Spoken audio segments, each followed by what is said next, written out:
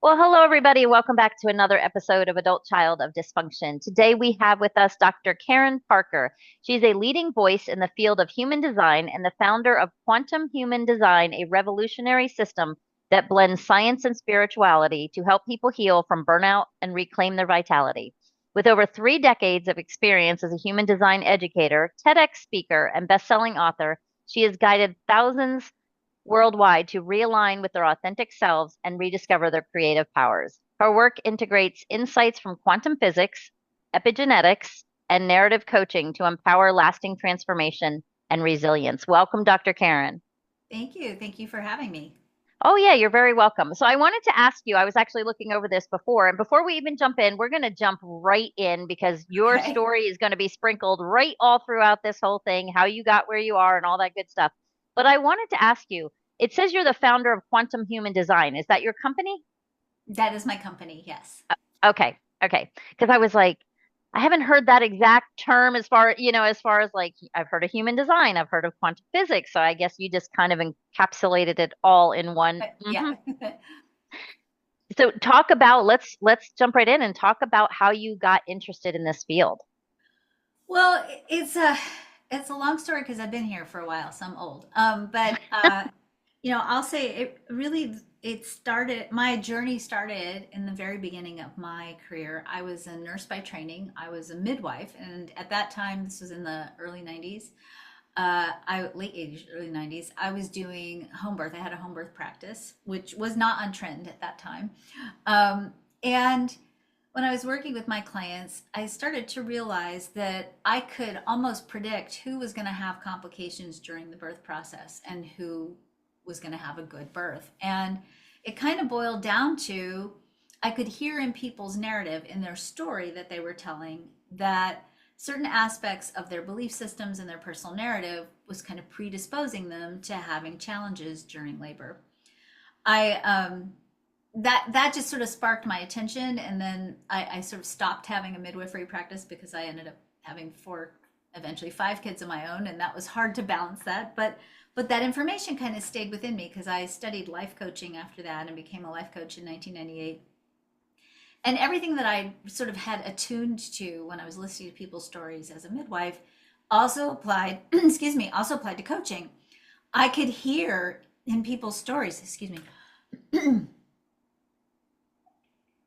I could hear in people's stories what was going on with their relationship with money, their relationship with their work, or with their people in their lives that they love, what was going on with their body. You could tell in the story that they were telling about who they are and how they are, where there was a glitch in the program, if you will, a place where some aspect of their narrative was keeping them in a victim story of some kind. So again, that kind of stuck in my mind. And somewhere around 2000, I encountered human design, traditional human design, and actually began working for Human Design America, which at that time was the headquarters for human design in the United States. And human design is a synthesis of Eastern and Western astrology, the Chinese I Ching, the Hindu chakra system, Judaic Kabbalah, and quantum physics. Really, what it is, it's a synthesis of ancient and modern archetypes, or ancient and modern parts of the human story. And what I really loved about it was that it gave me a very systematic way to start hearing people's stories and to begin to see where was the glitch in the story. And so I Mm, started really experimenting with using it as a storytelling tool and using it as a tool to really help people dive into where are you holding yourself back? Is your story of what's happened to you from the past caused you to interpret that story in a specific way? Where has the way you've experienced energy, and where have your own lived experience have caused you to internalize the message that somehow or in some way it's not okay or safe for you to be who you are or how you are in the world? Eventually, over time, I started really exploring that it was great to look at the parts of the story that weren't working. And that was, of course, always an important entry point into decoding the story that you're telling. But I also started to see that my clients started shifting. Somewhere around 2010, I would say my clients shifted. And I started to get more and more clients who had already done a lot of inner work. They'd done a lot of healing, or they'd gone to therapy, or they'd done a lot of personal growth and development. And they were telling me that I love this idea of decoding the story. I feel like I've already kind of done that. I know there's something more here with human design, but I don't quite know what it is. And so I began to take the human design system apart and look at all of those ancient and modern archetypes or story parts, and started to really explore the question, if these story parts are the baseline, how do we go from decoding this story to actually recoding it towards optimization and thriving rather than just surviving in life? That's the short version. And I mean, it takes a long, I can only imagine it takes a long time, because I know I saw my human design chart, and I have a lady that I deal with, and she's a dear friend, but she will literally say to me, "Oh, well, you're a 5-2, this, that. That's why you do this, and that's why you do that." And I always kind of wondered that, like, okay, so if I'm born and it's astrological, it's, where the stars were on that moment, that time, that date, where I was born, because I remember setting up my chart. I think she only needed my birth location, my date, my time. Like, there was only a few things she needed. And I thought, well, how does that play into the fact that how does that play into what my experience is? How did that change that? Because, like, I look at me and I'm like, oh, I like this and I like that, but I'm like, but I'm afraid of this because of my human experiences. So how does that work together? That is the question, right? And I Okay. think because this is probably the part where I'm a little bit of a renegade in the human design community, and I don't teach that the chart explains everything, because when we look at the synthesis of the story that makes us who we are, there's so much more than just your astrology or whatever else you want to put into that, right? That's an aspect of it, but we can't not look at lived experiences. We can't look at our conditioning that comes from our family, our family lineage or our ancestral lineage, because we always have to go back and think about, our nervous systems are inherited from our parents. And so we already are born predisposed to react to life in certain ways, so you integrate that with lived experiences and how your energy works. And then, of course, the places where, as a result of our lived experiences, maybe we did not get our developmental needs met in an appropriate way. So, for example, if we look at child development and we see that children go through two distinctly different cycles in their maturation from birth to adulthood, where they're here to learn about power, right? 2-year-olds will say, no, I won't, and you can't make me, right? And then as young teens, we go through a second cycle. And if we don't learn in those seasons of development how to appropriately get power, then we carry disempowerment, or the theme of disempowerment, with us into our adulthood. So I think there's a danger of looking at a tool like human design or any other kind of personality assessment system as a standalone explanation. But here's where it gets interesting, and I think this is where it can be a really powerful tool. Do you have any siblings? Yes. So you may or may not have this experience, but I certainly would say in my family, when my siblings and I get around and talk to each other, it's almost sometimes as if we've been raised by different parents, even though technically we had the same parents, right? There's a different version of the story. There's a different internalization of the experience. And part of what happens is we can have the same experience, but because of the way in which our energy works, it causes us to interpret the experience and react to the experience differently. So, for example, in human design, because human design really isn't a what, it's a how. It gives you a map for how your energy works. If in human design we can see through your chart that you are an emotional empath, and that's maybe about half of us. Half of us walk into a room and we feel the emotional energy of the room. Now, right, if you have that emotional empathy as part of your energetic structural framework, and you walk into a room, and let's say in addition to that, you have lived experiences that maybe were traumatic, and you walk into the room with not only just being an empath, but also now having a heightened sense, a hypervigilance, right, because of trauma. You walk into that room, now you're an amplified empath. You may have learned to interpret that information in that room as a cue for you to adjust to the idea of, okay, what do I need to do? how do I need to manage myself, my behavior, my energy, so that I'm operating below the radar. I'm not going to trigger anybody else in the room. I'm going to make nice. I'm going to be the people pleaser. I'm going to be the one that takes care of everybody in the room. And that becomes not just, not that becomes a trauma response that is influenced by the way your energy works as well as your lived experiences. And I think when we interpret any kind of personality assessment system, we can't just look at the system. We have to look at the system within the context of somebody's lived experiences, for sure. Oh, absolutely. And it's funny that you mentioned that because my brother and sister and I, we don't talk. I mean, I do podcasts. I'm vocal. I speak everywhere. We don't talk about our past because I always say that. Like I'll talk about my younger sister and I'm like, where was she when all this was happening? Like, I mean, like, and I'll talk to my brother and I'm like, if you put us in three different rooms and ask the same question, there is no way you could convince anybody that we grew up in the same house. Yeah. There's just no way. Yeah. And And and there's it so many factors that go into that, right? And some of it is the way in which you experienced it energetically. Some of it has to do with birth order. Some of it has to do with gender. There's so many factors that influence how we interpret things.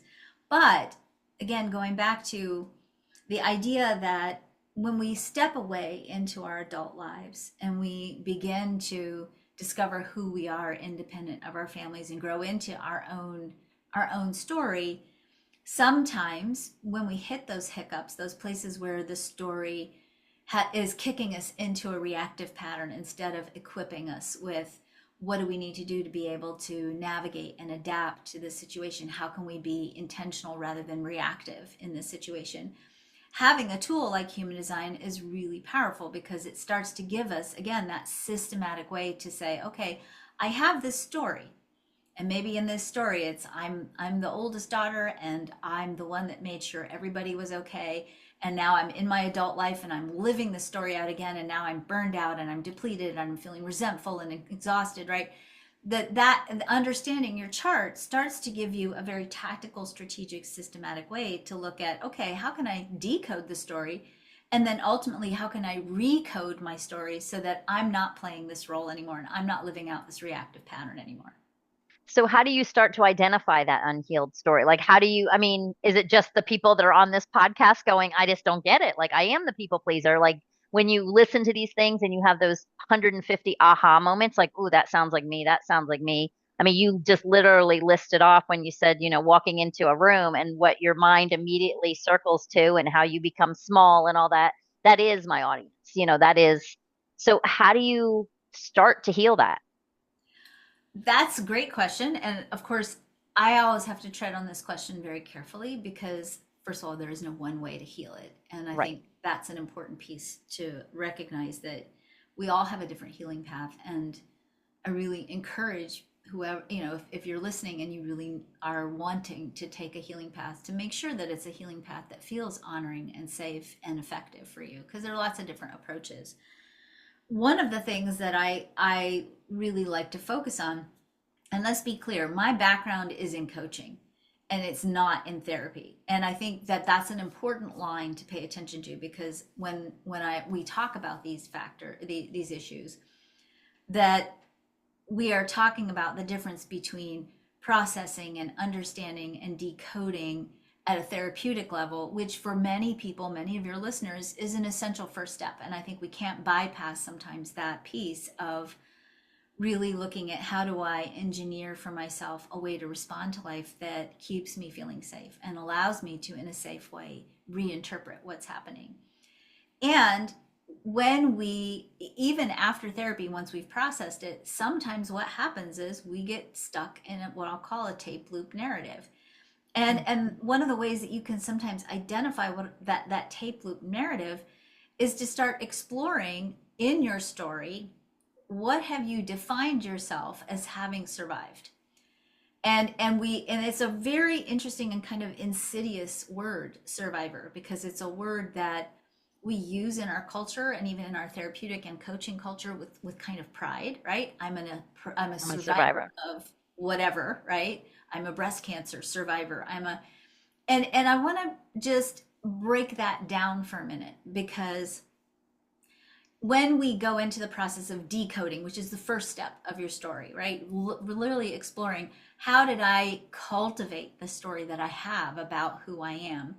when we're decoding that story, we have to sometimes really look at what labels or how are we defining ourselves in our story. And survival is a very common label.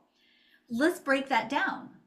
And I'll break it down through Harry Potter, because I think Harry Potter is a really great way to talk about survival, right? When you read the Harry Potter books, if you've read those Harry Potter books, oftentimes in the magical community, Harry Potter is referred to as the boy who lived, right? Mm-hmm. And we call him the boy who lived. Well, if we go back to, okay, who was the boy who lived? Well, that takes us all the way back to the beginning of Harry Potter's story, where he is assaulted by Voldemort, right? And has the lightning bolt scar on his forehead, and his mother dies and he survives. Well, that's not where Harry Potter's story ends. That's actually where his story begins. And if we look at Harry Potter's life, there's a massive redemption arc that comes after being the boy who lived, right? He has to survive the Dursleys. He has to go to magical school. He has to fight Voldemort God knows how many times, right? And eventually he grows up and he marries and becomes like a leader in his community. But if we keep defining him as the boy who lived, right, we stick him in a place in the story where there's no redemption arc. The same thing happens to us when we define ourselves as a survivor. When you define yourself as a survivor, you're basically stopping your story at the climax or the cliffhanger. And you are not looking at the redemption arc of, well, what happened next? And what happens is when we program our story, or we program ourselves, or eventually when we tell a story, we're programming our biology to think and explore our narrative through the lens of, I am a survivor. Then what we do is we program ourselves to pay attention to opportunities and experiences that cause us to draw on that survival identity. And if our identity revolves around surviving, then we're going to continue to recreate unconsciously. And let me be clear, that's unconscious. It's not like you're doing it on purpose, but you're going to unconsciously keep recreating opportunities to survive again and again and again. And that's like the bare minimum, right? Survive. I lived is a pretty low standard. And Right. we deserve a better standard than that, right? When Right. you have lived, then what's next? Because that sovereignty over what's next, that sovereignty over taking back your story so that you're no longer a victim of the story, that you instead walk away from that story with a sense of empowerment, with the capacity to divine for yourself, well, hey, these things happened, but they don't define who I am. And maybe because these things happened, I internalized some key lessons about what I'm capable of and what my gifts are, and that I can walk away from this story and say, I had this experience, but that's not who I am. I am now thriving because I have transcended this experience, and I'm now way in my redemption arc. So if step one is looking at the story and really looking at, how are you defining yourself? If you drew a line in a piece of paper, and the left-hand side of that line was your birth, and the right-hand side of that line was where you are right now, and you make hashtags on that line, your lifeline, of major events that happened in your life, get really honest with yourself and ask yourselves, have you stopped your story at one of those hash marks on the line? Most of us to a certain degree have, because our culture celebrates the survivor. But I would challenge any of us to say, okay, what happens beyond surviving? How do we transform the story? How do we take back control over the stories, that we're not just surviving, now we're moving into the thriving piece? Yeah, it's funny because I always say, if you're standing here right now, you're a warrior. I mean, you've done it. You've done the hard, like you got there. Now let's see what's ahead of us. Let's see what's going down the road. And you make such a good point with the just staying in that victim mode. I Mhm. mean, there's nothing worse. You're wired. And when you grow up like that, it's understandable. And like you said, no fault of your own or no fault of anybody's. When Right. you grow up in that, your brain is wired to look for opportunities that you have to survive. Or so you're always looking for the bad, or you're always expecting the bad to come. Even when it's a joyous moment, you're like, okay, what's going to happen next? And Mhm. that's 100% victim. Like, oh God, it's always me, or what is, and it's such a hard place to be in. But the good news is, for the people out there listening, is you can get out of that. I Mhm. mean, what are some small steps you suggest to start getting yourself out of that victim mode? So I am a big fan of using creativity as a tool to escape from limiting narratives. So when we look at intentional storytelling, meaning actually literally sitting down and writing out the story through a different lens and from a different perspective, that process of rewriting the story actually can begin the process of rewiring the body and the brain. So let's say, for example, you have an experience that left you feeling in some way victimized or disempowered, or like you're stuck at a cliffhanger. If you sit down and you actually rewrite that story and rewrite it from the lens of, this thing happened to me, but it doesn't define who I am.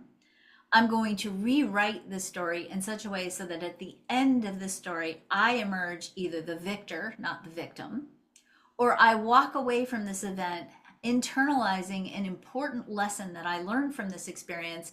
And I'm going to use that lesson then as a catalyst for me to define myself in a whole new way as an empowered person. Now, I want to be clear. If you do this process, this is not a process to do in the moment of trauma, right? This is a process to do when you find yourself stuck in that tape loop. And when I'm saying tape loop, let me explain what that is, because I think that's really important, because I don't want to sound like I'm advocating bypassing, because I'm not. Sometimes, again, we have to process the narrative for a while before we can get to that place. But if you're identifying with that aspects of your victimhood that happened and you are no longer threatened and you have been safe physically, emotionally for a while, and you have gotten to a point in the retelling of the story where, and this is hard because it requires us to be a little honest with ourselves, right? Where we're almost kind of practiced and scripted in the retelling, right? Where you kind of know, oh, this is the point of the story where I'm going to cry. And this is the point of the story where I use these words in sequence every time. This is the part of the story that I know is kind of shocking to people. So I'm going to, if we're really honest with ourselves, we have patterns in the retelling. And just informing that whenever we are retelling, we're re-anchoring this programming into the brain. Every time. If you're in that place, I went, oh my God, I went, just to illuminate, when I got divorced from my first husband, I had like a 3-year-long tape loop where I would tell the story of my divorce again and again. It was so internally scripted. Like, this is the part where I cry, and this is the part where I take my glass of wine and drink a little sip of wine. And recognizing at a certain point, like, oh man, I have just told this story to the point where I'm sick of hearing it coming out of my own mouth, and I'm living it, right? That when we hit that space, first of all, acknowledge that that's actually a really good space to be in, because that does mean that you've actually done quite a bit of healing.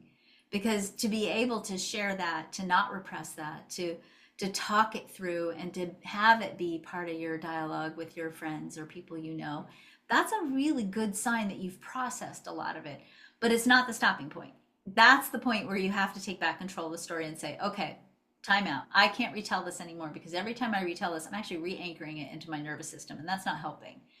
And to really start looking at, okay, if I actually sat down and rewrote this story, and I rewrote it, and you can be super creative with this. You can rewrite it with fantasy. You can call in angels. You can call in fairies and unicorns. It doesn't matter. When we rewrite it creatively, what happens is we take it out of the logical reasoning part of the body.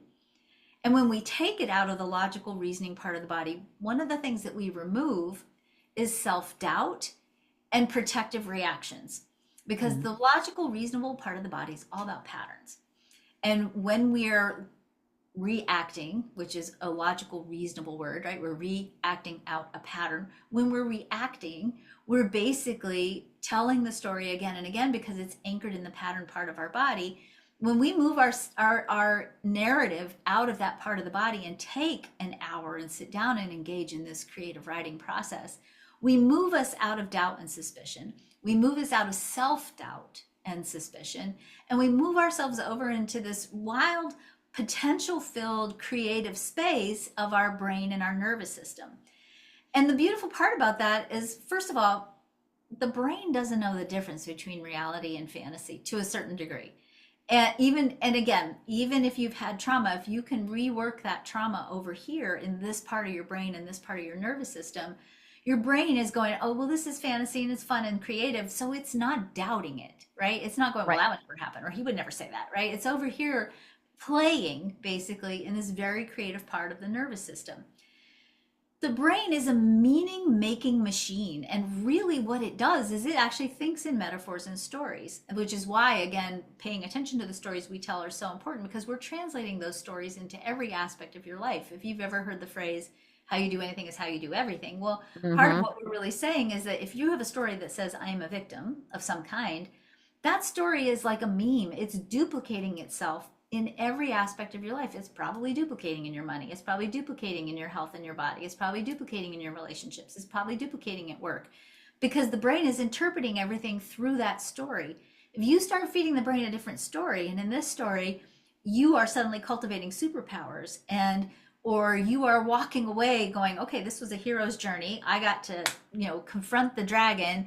I won, the dragon lost, and now I'm over here, and I'm now the hero in the story and not the victim in the story. Your brain is going to start reworking that narrative.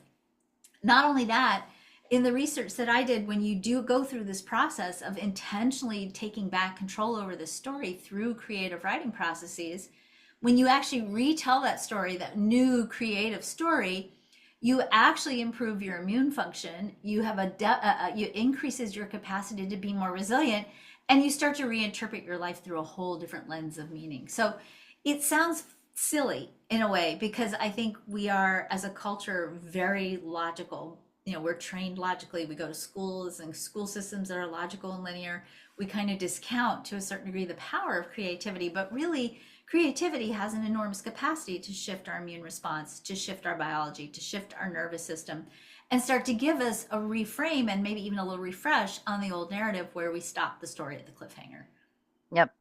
I love it. And just like you said, the fact of rewriting it and then all of a sudden you're this powerful person, eventually your brain is you keep doing that, your brain is going to kick in and that's like you said, your new identity. Now you're a little more empowered, you're a little more confident, you're a little more and you will start to act out in every single way that way. It's like Mhm. I talk about people when they first start setting boundaries. It's scary. It's not Mhm. going to work. I don't deserve this. And then you set one and you get a good reaction and then you're like, that's kind of, I can walk a Right? little taller, spread my chest a little wider. Like, imagine that. My boundaries are listened to. And, but then your brain is saying, yeah, boundaries are safe for you. They're good. They're good. People really, I think, don't give the brain enough credit. And I tell people, like me, all the affirmations in the world, it's great. You can do them all day long, but until your subconscious is up to that level and actually believes that story that you're telling it, it's, it's like I don't want to say it's a wasted time because it's not. It's never a waste of time to do any kind of positive affirmation, but you have to go through, like you said, of making your body believe that story. Feel yourself as that superhero, like really feel it in your body.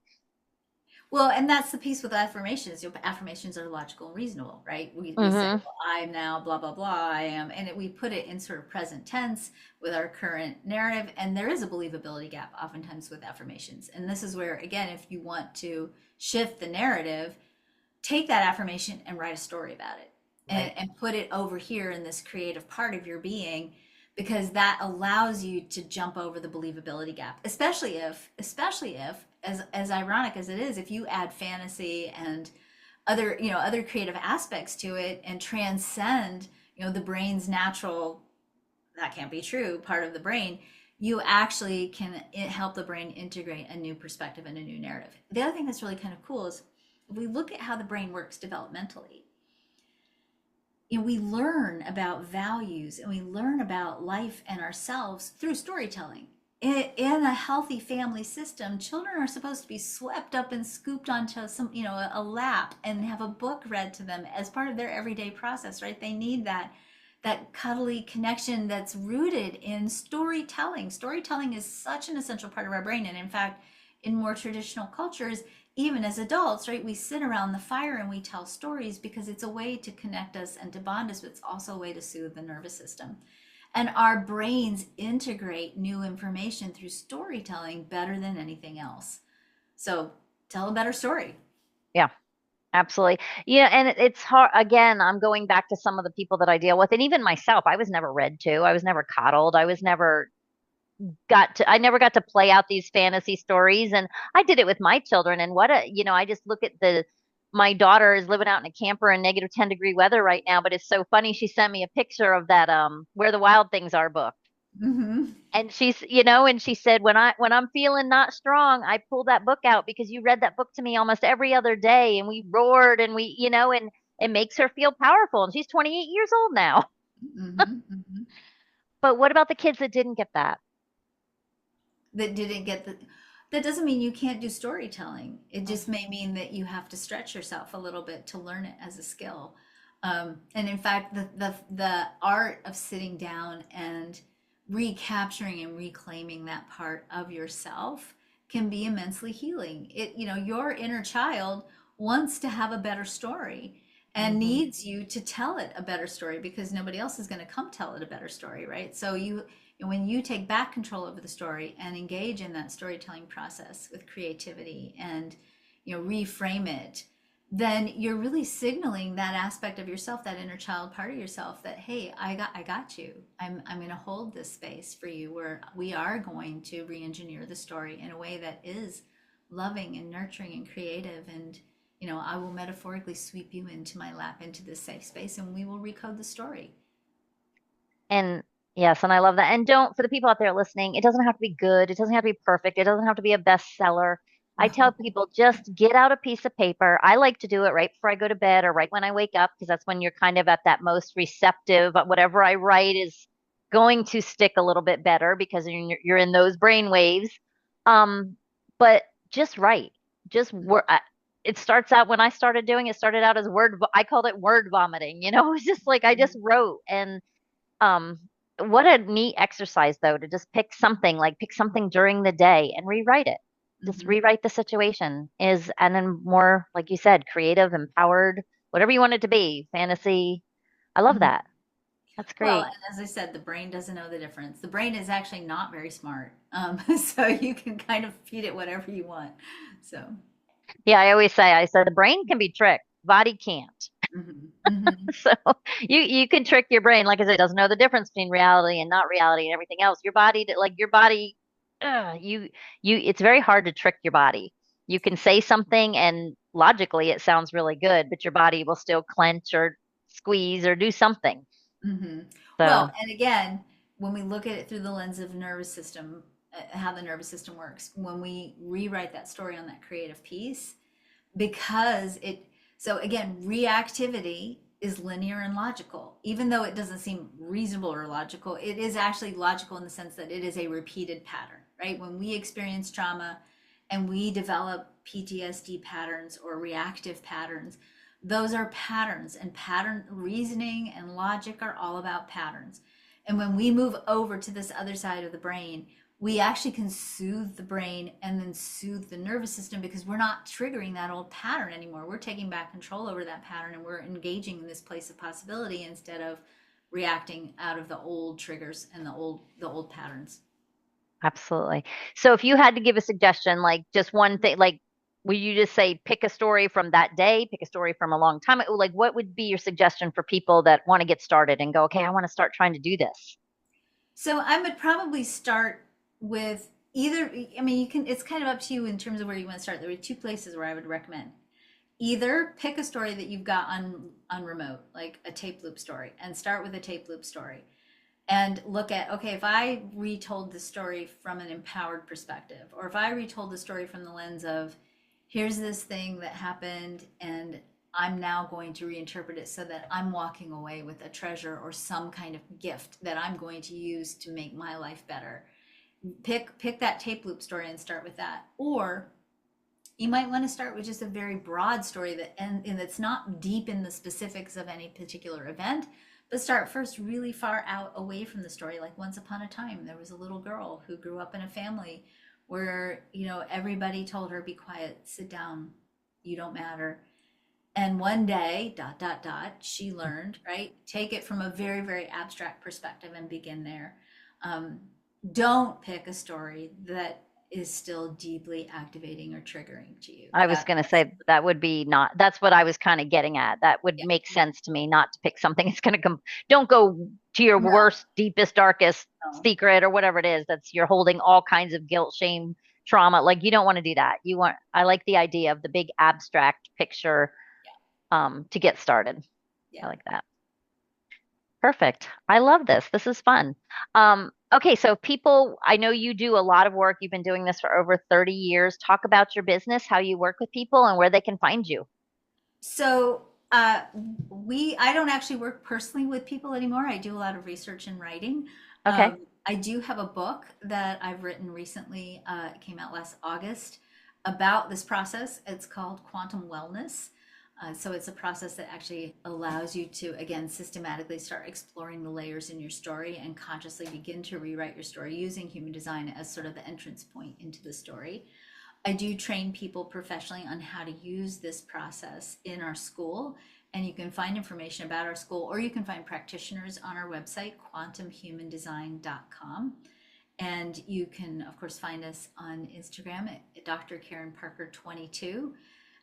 And of course, you can find any of my books on any major book retail outlet online or in some stores. So, Perfect. I love this. I like I mean, I'm fascinated with human design. It just seems like it's a lot to learn. Like, mhm. yeah, you can go down rabbit holes and I'll start going, oh, I really want to learn this. And I'll take like a basic course and then I will just, it's so much information for me. I'm like, oh, I just need to have a friend that's like, well, you like hot food because of this. And you moved to Florida up and just left your life and moved to Florida because you have natural shores tendencies. So you got to be by the ocean or the mountains. And I'm like, yeah, all that makes sense. Mhm. Mhm. But and then I get stuck when they say, "Why don't you pull your husband's chart and see why?" Like I'm like, "Oh yeah, I'm sure I could probably work with some stuff there." But Yeah. Well, as I said, it's a great entrance point into your story. It explains a lot, but it doesn't always explain everything. So you have to look at it in the context of the whole person of who you are. exactly, exactly. So thank you so much, Dr. Karen, for coming on. But before you go, can you Mhm. give the listeners your best piece of advice or words of wisdom, something to take with them to make their day a little brighter today? Yes, I can. And it's actually it's a strange story, but I'll share it with you. So I have five kids, mostly adults now. And when I was raising them as a full-time single parent for a lot of years. So we had five kids, we had several dogs and cats, and puzzles were really hard in our family. And they were hard in our family because either dogs or cats ate the pieces. And they disappeared. Or I had one kid who was always ripping off the little pieces of the puzzles and trying to jam them into a place where they didn't go because he got very frustrated with puzzles. You know, sometimes we are told or we learn to hide ourselves or we learn to try to fit into some expectation or norm that we're taught that we should follow to stay safe. If you look at a puzzle is only as beautiful as the sum total of its pieces. So if you've got a piece of the puzzle that's missing and off the table and gone under a couch or in a dog's tummy somewhere, or if you've taken pieces of that puzzle and tried to jam them into the wrong place, it affects the entire face of the puzzle. Every one of us is like a piece of the human puzzle. And sometimes we grow up and we think, well, who am I to? And I say, who are you not to? You have a unique and vital and irreplaceable part in the tapestry of the human story. And when you try to place yourself somewhere where you shouldn't be, or you try to jam yourself somewhere where you don't fit, or you completely disappear off the face of the puzzle, it's not just you. You're actually affecting the entire human story. You deserve to be in your right place, filling it up to the fullest amount of potential that you can, and to know that you have a place that is vital and important, and you literally make all of us be who we are. Wow, I love that. Thank you so much, Dr. Karen. Thank you. Thank you for having me, Tammy. You are very welcome. For everybody else out there listening, go back and listen to that again. That literally sums up everything that we're all about. You are uniquely you, and you're right. That one piece missing, or one piece out of alignment, or ripped and torn, or whatever it is, changes the whole trajectory of you and the people around you. And remember, your energy, your love, everything that you put out into the world is vitally important and necessary for the rest of the world to be as joyous as we all deserve. So thank you, and you all have a blessed day.